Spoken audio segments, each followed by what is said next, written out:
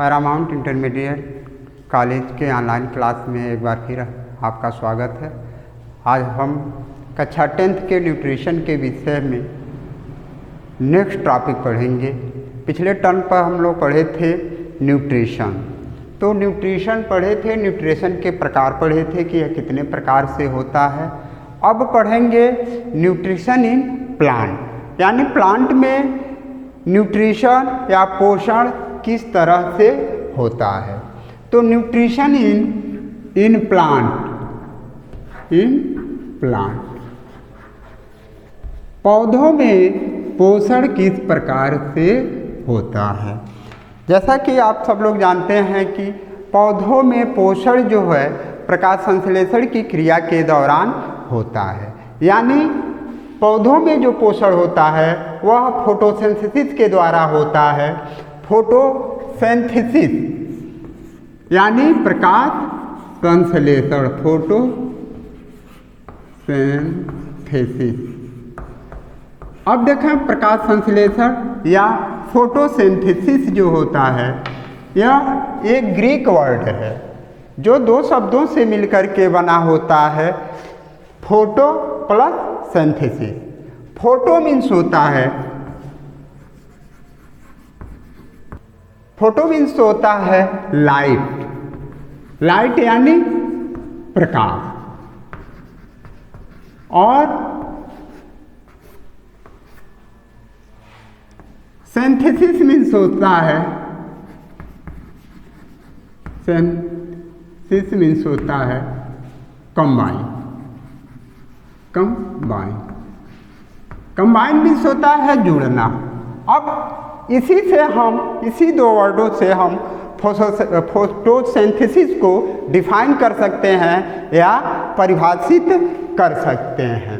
तो अब इसकी परिभाषा अगर देनी हो फोटोसिंथेसिस की, प्रकाश संश्लेषण क्या है, तो हम इस प्रकार परिभाषित कर सकते हैं कि जल एवं कार्बन डाइऑक्साइड के संयोग से क्लोरोफिल एवं प्रकाश की उपस्थिति में पौधों की हरी पत्तियों या हरे भागों द्वारा भोजन बनाने की क्रिया को हम क्या कहते हैं, प्रकाश संश्लेषण कहते हैं। यानी जल, इसमें क्या क्या किस चीज़ की आवश्यकता पड़ती है, जल एवं कार्बन डाइऑक्साइड के संयोग से, जल एवं कार्बन डाइऑक्साइड के संयोग से, जल एवं कार्बन डाइऑक्साइड के संयोग से लाइट,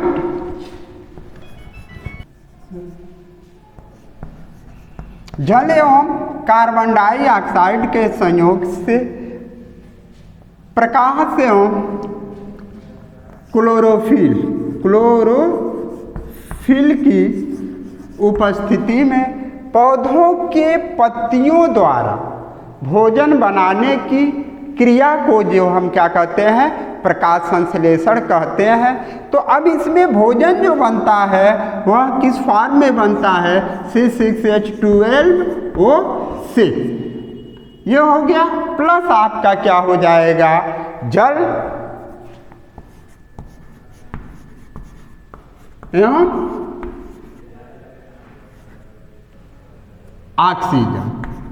जैसा कि हम जानते हैं कि फोटोसिंथेसिस के प्रोसेस में क्या ऑक्सीजन गैस रिलीज होती है, यह ऑक्सीजन गैस वायुमंडल में आती है, यह प्रकाश संश्लेषण की क्रिया के द्वारा ही आती है, जो वायुमंडल में ऑक्सीजन की मात्रा को बढ़ाती रहती है और जीवधारी इस ऑक्सीजन का उपयोग करके जो होता है जीवित रहते हैं या श्वसन क्रिया में इसका उपयोग करते रहते हैं। अब यहाँ प्रश्न ये आता है कि यह ऑक्सीजन गैस जो है किससे रिलीज होती है, क्या यह कार्बन डाइऑक्साइड से रिलीज होती है या फिर जल, किससे रिलीज होती है।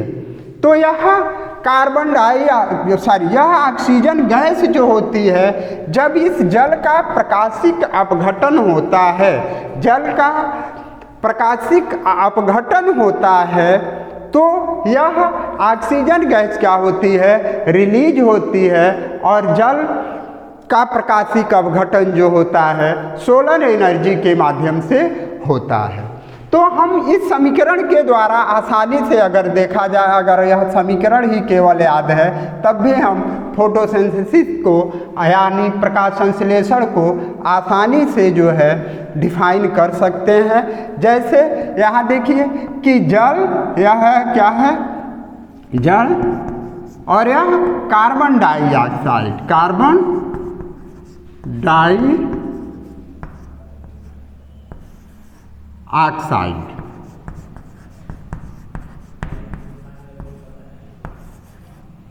अब जल एवं कार्बन डाइऑक्साइड दोनों आपस में क्या हुआ, मिला, तो हम उसी को कह सकते हैं कि जल एवं कार्बन डाइऑक्साइड के संयोग से यह लाइट मीन्स होता है। जैसे कि पहले ही बताए हैं कि प्रकाश एवं क्लोरोफिल की उपस्थिति में पौधों द्वारा ग्लूकोज बनाने या कार्बोहाइड्रेट बनाने की इस संपूर्ण प्रक्रिया को हम क्या कहते हैं, प्रकाश संश्लेषण कहते हैं।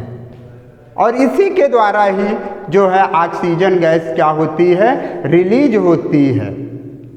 दूसरी बात यह हो गया, यह ऑक्सीजन गैस किसके माध्यम से या किसके द्वारा पौधों से जो है बाहर आती है।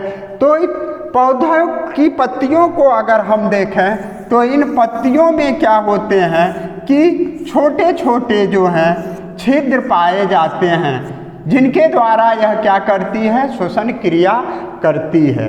यह जिसे हम क्या कहते हैं, ऐसे छोटे छोटे छिद्र पाए जाते हैं। इन छिद्रों को हम क्या कहते हैं, स्टोमेटा कहते हैं। स्टोमेटा यानी रंध्र, क्या कहते हैं, रंध्र। तो इन्हीं स्टोमेटा के द्वारा गैसों का एक्सचेंजेज यानी आदान प्रदान होता है।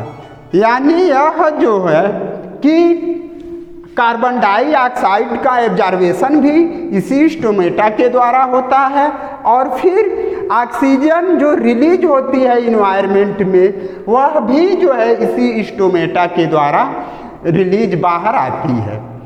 तो यह क्या है, पत्तियों को अगर कहा जाए कि पत्तियां जो हैं पौधों का किचन है या रसोई घर है, तो कोई अतिशयोक्ति नहीं होगी। अब हम देखते हैं कि जो है प्रकाश संश्लेषण की क्रिया जो होता है कि क्रिया के दौरान कौन कौन सी घटनाएं घटित होती हैं। सबसे पहले प्लांट क्या करते हैं कि कार्बन डाइऑक्साइड को स्टोमेटा के द्वारा अपने शरीर के अंदर एब्जॉर्ब करते हैं। फिर क्या होता है, पहले कार्बन डाइऑक्साइड गैस क्या करते हैं, एब्जॉर्ब करते हैं।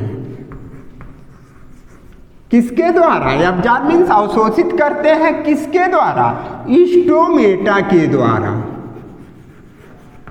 फिर दूसरी चीज हम बताए थे कि जो है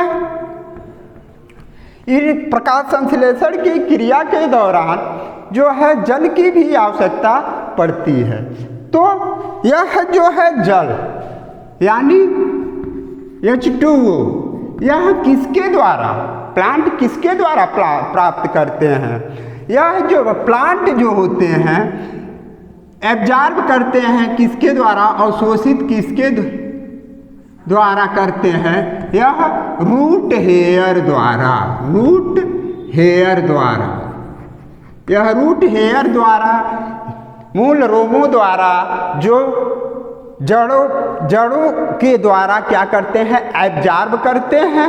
फिर जाइलम द्वारा यह क्या होता है, पत्तियों तक पहुंचाया जाता है, क्योंकि यह कंडक्टिव टिश्यू हैं। जाइलम और फ्लोएम जो है इनको संवहन ऊतक कहते हैं। ये दोनों टिश्यू क्या होते हैं, जल एवं खाद्य पदार्थों का प्लांट में स्थानांतरण एक स्थान से दूसरे स्थान तक करते रहते हैं। सनलाइट, अब दूसरा सनलाइट किसकी आवश्यकता होती है? सनलाइट की। यह सनलाइट जो होता है किसके द्वारा? यह भी एब्जॉर्ब होता है। किसके द्वारा एब्जॉर्ब होता है? यह क्लोरोफिल के द्वारा एब्जॉर्ब होता है। और यह क्लोरोफिल कहाँ पाया जाता है? प्रेजेंट इन द मीसोसेल, यानी मीसोसेल्स में यह प्रेजेंट होता रहता है। अब अगला क्या है? सनलाइट जो है यह क्लोरोप्लास्ट एब्जॉर्ब किसके द्वारा होता है? अवशोषित किसके द्वारा होता है? क्लोरोप्लास्ट द्वारा। यह अगला क्या होता है कि अब इस सनलाइट से जो है सनलाइट यानी सोलर एनर्जी प्राप्त हुई। सोलर एनर्जी, यह सोलर एनर्जी क्या करती है कि जो क्लोरोप्लास्ट द्वारा एब्जॉर्ब होती है वह सोलर एनर्जी जल का क्या कर देती है? प्रकाशिकीय अपघटन कर देती है, यानी हाइड्रोलाइज कर देती है। वाटर का हाइड्रोलाइज या जलीय अपघटन कर देती है, जो किसमें कन्वर्ट हो? हाइड्रोलाइज कर देती है। किसमें? H प्लस और OH माइनस आयनों में। यह H प्लस और OH माइनस आयनों में यह क्या करती है? तोड़ देती है।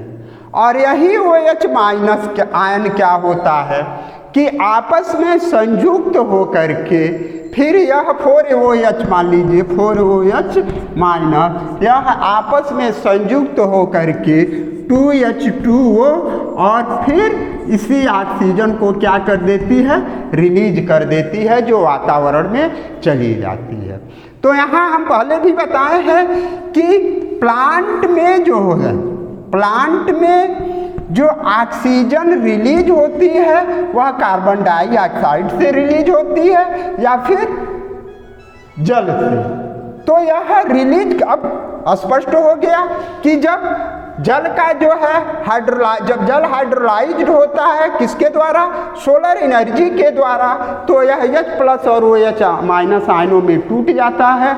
और टूटने के उपरांत यह OH माइनस आयन आपस में संयुक्त होकर के क्या करता है? जल का निर्माण करता है और ऑक्सीजन गैस रिलीज होती है, जो स्टोमेटा के द्वारा एनवायरनमेंट में चली जाती है। तो ये अब यहाँ कन्फर्म हो गया कि ऑक्सीजन जो रिलीज होती है वह कार्बन डाइऑक्साइड से रिलीज न हो करके जल के प्रकाशिक अपघटन से रिलीज होती है। अब दूसरी बात कि प्लांट जो है ग्लूकोज का फॉर्मेशन जो करते हैं या कार्बोहाइड्रेट का फॉर्मेशन करते हैं, ग्लूकोज या तो यहाँ 6,6H12O6 इसका जो फॉर्मेशन यह करते हैं, तो इस जो भोज्य पदार्थ है तो इसमें अधिकांश का उपयोग जो होते हैं क्या करते हैं? अपने जो है बायोलॉजिकल एक्टिविटी या जैव क्रियाओं के दौरान उपयोग कर लेते हैं। लेकिन जो बचता है, जो शेष भोज्य पदार्थ ये बचता है, वह स्टार्च के रूप में क्या करते हैं? स्टोर कर लेते हैं, यानी उनके अंदर संचित हो जाता है, जिससे हम जो है उनके द्वारा उत्पन्न प्रोडक्ट, चाहे वह सीड्स के रूप में हो चाहे फ्रूट्स के रूप में हो, उनमें उस रूप में यह क्या करते हैं? स्टोर कर लेते हैं और फिर हम भोजन के रूप में उसे ग्रहण करते हैं। अब आता है कि अगला मैकेनिज्म ऑफ फोटोसिंथेसिस। रॉ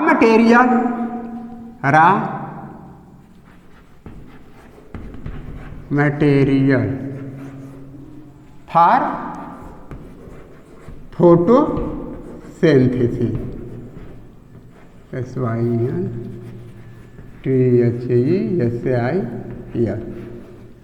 अब रॉ मटेरियल यानी किन पदार्थों की आवश्यकता, यानी प्रकाश संश्लेषण के लिए कौन रॉ मटेरियल का कार्य करता है।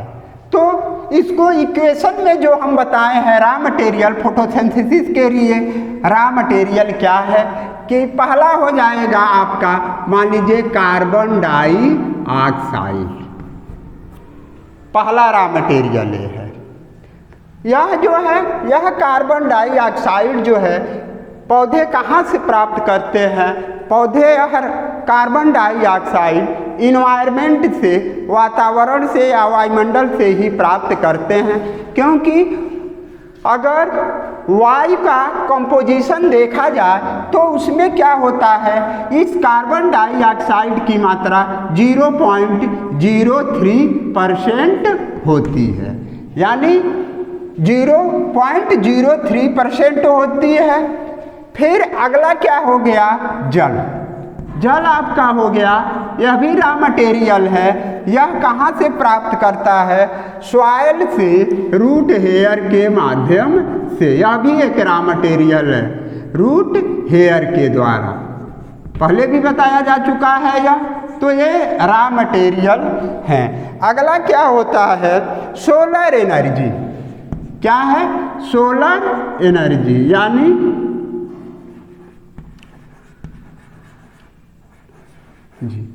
प्रकाशिक ऊर्जा। यह किससे प्राप्त करते हैं? यह लाइट से प्राप्त करते हैं।